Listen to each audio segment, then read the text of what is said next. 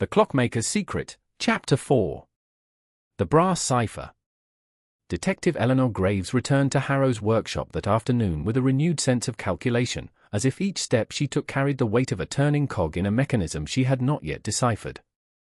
The rain had finally stopped, leaving the air cool and metallic, and the clouds hung over Amberfield like heavy velvet curtains.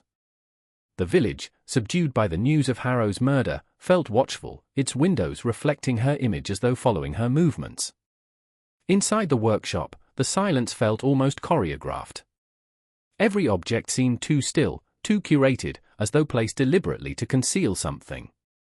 Eleanor walked slowly to the grandfather clock where she had first discovered the scrap of paper. Its pendulum now hung motionless, someone had stopped it again. She reached for the brass key Mallory had found beneath the floorboards. It felt cold in her palm, unusually heavy for its size. She brought it close to the clock face, testing a theory. The tiny key did not fit any obvious slot, but as she examined the carved wood, something curious caught her eye, a faint circular indentation beneath the clock's Roman numeral V. 5, she murmured. The fifth chime.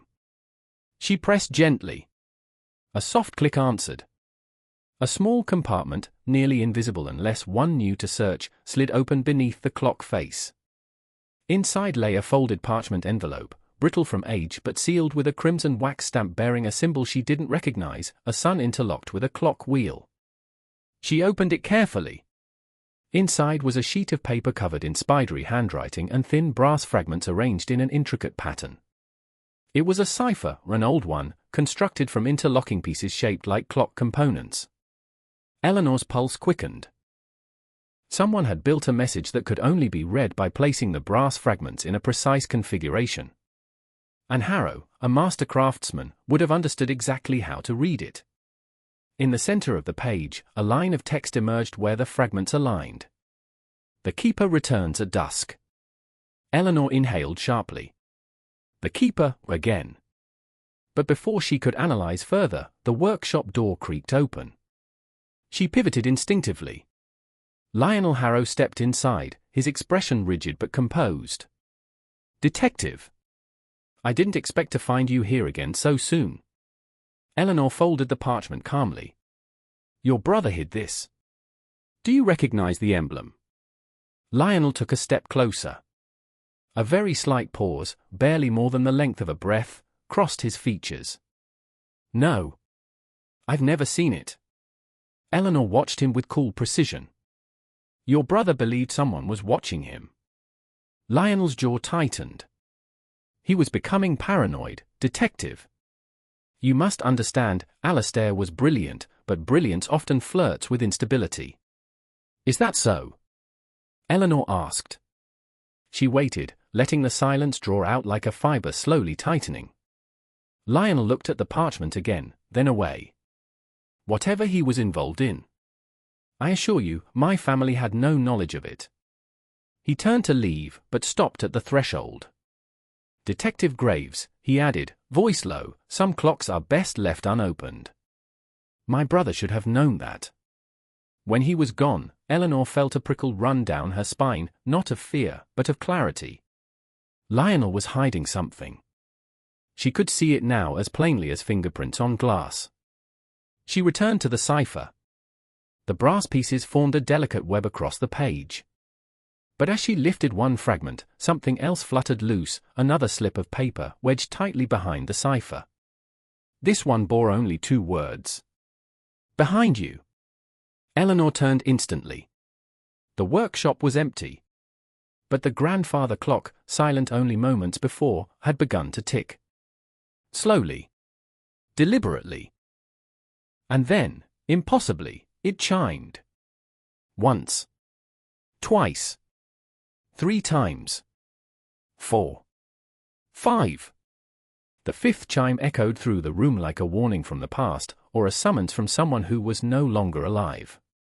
Eleanor instinctively backed away from the clock, the brass key clutched in her hand. The 5th chime faded into silence. And on the floor beneath the clock lay a new object that had not been there before. A slender, curved lens, still warm to the touch.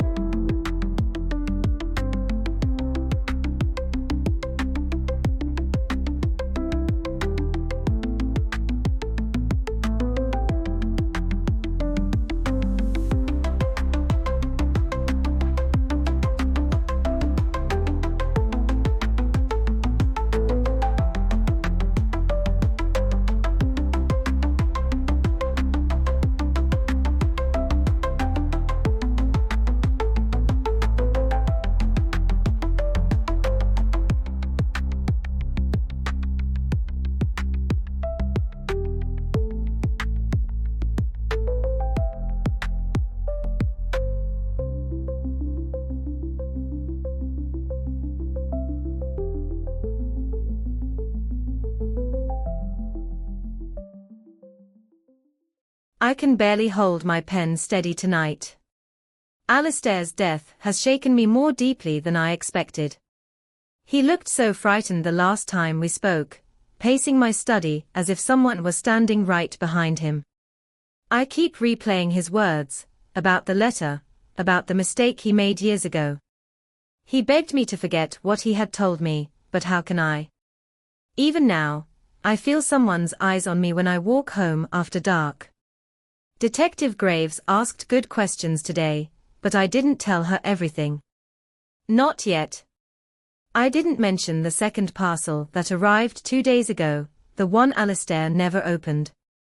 I also said nothing about the woman I saw near his shop last week, the one who disappeared before I could call out. Maybe I am being foolish.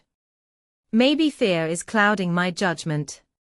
But until I understand who she is, I cannot be sure whom to trust. Not even the police.